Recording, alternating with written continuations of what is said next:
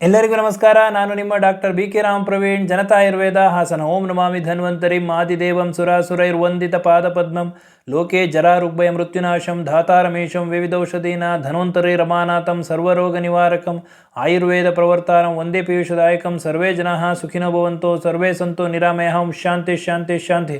ವೀಕ್ಷಕರೇ, ನಮ್ಮ ದೇಹದ ಒಳಗಡೆ ಇರ್ತಕ್ಕಂಥ ಹಾರ್ಮೋನ್ಗಳು ನಮ್ಮ ಚರ್ಮದ ಒಂದು ಕಾಂತಿ, ಕಾಂಪ್ಲೆಕ್ಷನ್ ಹಾಗೂ ಆರೋಗ್ಯವನ್ನು ನಿರ್ಧಾರ ಮಾಡ್ತದೆ. ಹಾಗಾಗಿ ಹಾರ್ಮೋನ್ಗಳಲ್ಲಿ ಏನೇ ಏರುಪೇರಾದರೂ ಅದು ಚರ್ಮದ ಮೇಲೆ ಕೆಲವೊಂದು ಲಕ್ಷಣಗಳು, ಚಿಹ್ನೆಗಳು ಕಾಣಿಸ್ಕೊಳ್ತದೆ. ಇದನ್ನು ನಾವು ಮನಗೊಂಡು ಸೂಕ್ತ ಚಿಕಿತ್ಸೆ ತಗೊಳ್ಳೋದ್ರಿಂದ ಆ ಒಂದು ಸಮಸ್ಯೆಯಿಂದ ನಾವು ದೂರ ಆಗಬಹುದು. ಇವತ್ತಿನ ಈ ಒಂದು ಸಂಚಿಕೆಯಲ್ಲಿ ನಮ್ಮ ದೇಹದಲ್ಲಿರ್ತಕ್ಕಂಥ ಹಾರ್ಮೋನ್ಗಳು ಏರುಪೇರಾದಾಗ ಯಾವ ಯಾವ ಚಿಹ್ನೆಗಳು ಚರ್ಮದಲ್ಲಿ ಕಾಣಿಸ್ಕೊಳ್ತದೆ ಅನ್ನೋದನ್ನು ತಮಗೆ ತಿಳಿಸ್ಕೊಡ್ತೀನಿ. ಮೊದಲನೆಯದು ಮಡುವೆ.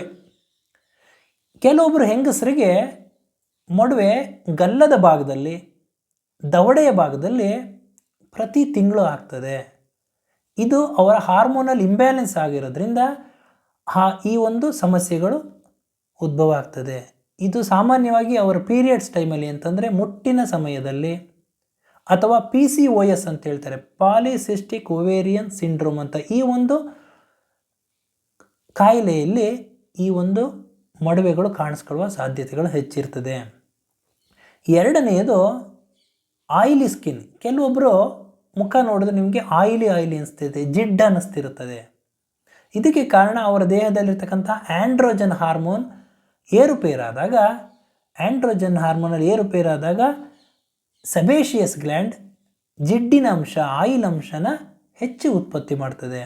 ಅಂಥ ಒಂದು ಸಂದರ್ಭದಲ್ಲಿ ಅವರ ಮುಖ ಆಯಿಲಿ ಥರ ಇರ್ತದೆ. ಮೂರನೆಯದು, ಕೆಲವೊಬ್ಬರಿಗೆ ಮೂಗಿನ ಮೇಲೆ, ಕೆನ್ನೆಯ ಮೇಲೆ ಕಪ್ಪು ಕಲೆಗಳಿರ್ತದೆ. ಇದಕ್ಕೆ ಕಾರಣ ಈಸ್ಟ್ರೋಜನ್ ಪ್ರೊಜೆಸ್ಟೆರಾನ್ ಹಾರ್ಮೋನಲ್ಲಿ ಏರುಪೇರಾಗಿರೋದು. ಯಾವಾಗ ಇದು ಏರುಪೇರಾಗ್ತದೋ ಈ ಒಂದು ಕಪ್ಪು ಕಲೆಗಳು ಕಾಣಿಸ್ಕೊಳ್ತದೆ. ಇದು ಸಾಮಾನ್ಯವಾಗಿ ಹೆಂಗಸರಲ್ಲಿ ಗರ್ಭಧಾರಣೆಯ ಸಮಯದಲ್ಲಿ, ಅಂದರೆ ಪ್ರೆಗ್ನೆನ್ಸಿ ಟೈಮಲ್ಲಿ ಈ ಒಂದು ಕಪ್ಪು ಕಲೆಗಳು ಕಾಣಿಸ್ಕೊಳ್ತದೆ. ಇದಕ್ಕೆ ಮೆಲಾಸ್ಮಾ ಅಂತ ಕರೀತಾರೆ. ನಾಲ್ಕನೆಯದು, ಕೆಲವೊಬ್ಬರಿಗೆ ಕುತ್ತಿಗೆ ಭಾಗದಲ್ಲಿ, ಕಂಕಳ ಭಾಗದಲ್ಲಿ, ತೊಡೆಯ ಸಂಧಿ ಕಪ್ಪು ಕಲೆಗಳಾಗಿರ್ತದೆ. ಕುತ್ತಿಗೆ ಹಿಂದ್ಗಡೆ ಎಲ್ಲ ಕಪ್ಪು ಕಲೆಗಳಾಗಿರ್ತದೆ. ಇದಕ್ಕೆ ಕಾರಣ ಅವರ ದೇಹದಲ್ಲಿ ಇನ್ಸುಲಿನ್ ಹಾರ್ಮೋನ್ ವ್ಯತ್ಯಾಸ ಆಗಿದೆ. ಯಾವಾಗ ಇನ್ಸುಲಿನ್ ಹಾರ್ಮೋನ್ನಲ್ಲಿ ವ್ಯತ್ಯಾಸ ಆಗ್ತದೋ ಈ ಒಂದು ಚಿಹ್ನೆಗಳು ಕಾಣಿಸ್ಕೊಳ್ತದೆ. ಇದು ಸಕ್ಕರೆ ಕಾಯಿಲೆಯ, ಡಯಾಬಿಟಿಸಿನ ಮುನ್ಸೂಚನೆ ಅಂತ ತಿಳ್ಕೋಬಹುದು. ಐದನೆಯದು, ಕೆಲವೊಬ್ಬರು ಹೆಂಗಸರಲ್ಲಿ ಅನಗತ್ಯವಾಗಿ ಕೂದಲುಗಳು ಬೆಳೀತದೆ. ಗಲ್ಲದ ಭಾಗದಲ್ಲಿ, ಮೇಲ್ತುಟಿನಲ್ಲಿ, ತುಟಿಯ ಮೇಲ್ಗಡೆ ಹಾಗೂ ಎದೆಯ ಮಧ್ಯಭಾಗದಲ್ಲಿ ಕೂದಲುಗಳು ಬರ್ತದೆ. ಅವರಲ್ಲಿ ಮೇಲ್ ಹಾರ್ಮೋನ್ಸ್ ಅಂತಂದರೆ ಪುರುಷ ಹಾರ್ಮೋನ್ಗಳು ಹೆಚ್ಚಾಗಿದ್ದ ಸಂದರ್ಭದಲ್ಲಿ ಈ ಒಂದು ಚಿಹ್ನೆಗಳು ಕಾಣಿಸ್ಕೊಳ್ತದೆ. ಇನ್ನು ಆರನೆಯದು ಸ್ಕಿನ್ ಟ್ಯಾಗ್ ಅಂತಂದರೆ ಈ ನರಹುಲಿ ಥರ ಆಗ್ತದೆ. ಕುತ್ತಿಗೆ ಭಾಗದಲ್ಲಿ, ಕಂಕಳ ಭಾಗದಲ್ಲಿ ಈ ಸ್ಕಿನ್ ಟ್ಯಾಗ್ ಥರ ಆಗ್ತದೆ.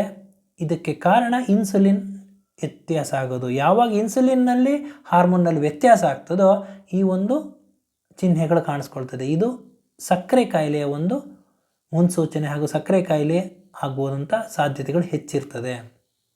ಇನ್ನು ಏಳನೆಯದು, ಕೆಲವೊಬ್ಬರಿಗೆ ಚರ್ಮ ತೆಳುವಾಗಿರ್ತದೆ.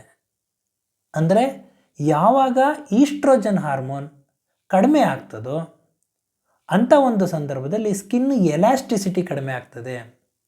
ಯಾವಾಗ ಸ್ಕಿನ್ ಎಲಾಸ್ಟಿಸಿಟಿ ಕಡಿಮೆ ಆಗ್ತದೋ ಚರ್ಮ ತೆಳುವಾಗಿ ಕಾಗದ ಥರ ಆಗ್ತದೆ ಹಾಗೂ ಸುಕ್ಕಾಗ್ತದೆ. ಇದು ಅವರಿಗೆ ವಯಸ್ಸಾದಂತೆ ಅವರು ಕಾಣಿಸ್ತಾರೆ. ಎಂಟನೆಯದು ಡಾರ್ಕ್ ಸರ್ಕಲ್. ಈಗ ಸಾಮಾನ್ಯವಾಗಿ ಎಷ್ಟೊಂದು ಜನಕ್ಕೆ ಕಣ್ಣಿನ ಕೆಳಗಡೆ ಡಾರ್ಕ್ ಸರ್ಕಲ್ ಇರ್ತದೆ. ಇದಕ್ಕೆ ಕಾರಣ ಏನು ಅಂತಂದರೆ ಒತ್ತಡದ ಹಾರ್ಮೋನ್, ಅಂದರೆ ಸ್ಟ್ರೆಸ್ ಹಾರ್ಮೋನ್, ಕಾರ್ಟಿಸಾಲ್ ಲೆವೆಲ್ ಯಾವಾಗ ಜಾಸ್ತಿ ಆಗ್ತದೋ, ಒತ್ತಡದ ಹಾರ್ಮೋನ್ ಲೆವೆಲ್ ಜಾಸ್ತಿ ಆದಾಗ ನಿದ್ದೆ ಕಡಿಮೆ ಆಗ್ತದೆ. ನಿದ್ದೆ ಕಡಿಮೆ ಆದಾಗ ಕಣ್ಣಿನ ಸುತ್ತ ಡಾರ್ಕ್ ಸರ್ಕಲ್ ಬರುವ ಸಾಧ್ಯತೆಗಳು ಹೆಚ್ಚಿರ್ತದೆ. ಆದ್ದರಿಂದ ಇವತ್ತಿನ ಈ ಒಂದು ಸಂಚಿಕೆಯಲ್ಲಿ ನಮ್ಮ ದೇಹದಲ್ಲಿ ಹಾರ್ಮೋನ್ಗಳ ವ್ಯತ್ಯಾಸ ಆದಾಗ ಯಾವ ಯಾವ ಲಕ್ಷಣಗಳು, ಚಿಹ್ನೆಗಳು ನಮ್ಮ ಚರ್ಮದಲ್ಲಿ ಕಾಣಿಸ್ಕೊಳ್ತದೆ ಅನ್ನೋದನ್ನು ತಮಗೆ ತಿಳಿಸ್ಕೊಟ್ಟಿದ್ದೀನಿ. ಈ ಯಾವುದೇ ಒಂದು ಚಿಹ್ನೆಗಳು ತಮಗೆ ಕಾಣಿಸ್ಕೊಂಡ್ರೂ ಅದನ್ನು ನೆಗ್ಲೆಕ್ಟ್ ಮಾಡಬೇಡಿ. ಹಾಗೂ ನೀವು ಹತ್ತಿರವಿರತಕ್ಕಂತಹ ತಜ್ಞ ವೈದ್ಯರನ್ನು ಭೇಟಿಯಾಗಿ ಅವರ ಸೂಕ್ತ ಸಲಹೆ ಸೂಚನೆ ತೆಗೆದುಕೊಂಡು ಔಷಧೋಪಚಾರಗಳನ್ನ ಮಾಡಿಕೊಂಡು ಆರೋಗ್ಯವಾಗಿರಬೇಕು ಅಂತ ಹೇಳ್ತಾ ಇವತ್ತಿನ ಈ ಒಂದು ಸಂಚಿಕೆಯನ್ನು ಮುಗಿಸ್ತಾ ಇದ್ದೀನಿ. ನನ್ನ ಈ ವಿಡಿಯೋ ತಮಗೆ ಇಷ್ಟವಾಗಿದ್ದಲ್ಲಿ ಲೈಕ್ ಮಾಡಿ, ಶೇರ್ ಮಾಡಿ ಹಾಗೂ ನನ್ನ ಎಲ್ಲ ಮುಂದಿನ ವಿಡಿಯೋಗಳಿಗಾಗಿ ಸಬ್ಸ್ಕ್ರೈಬ್ ಮಾಡಿ. ಧನ್ಯವಾದಗಳು.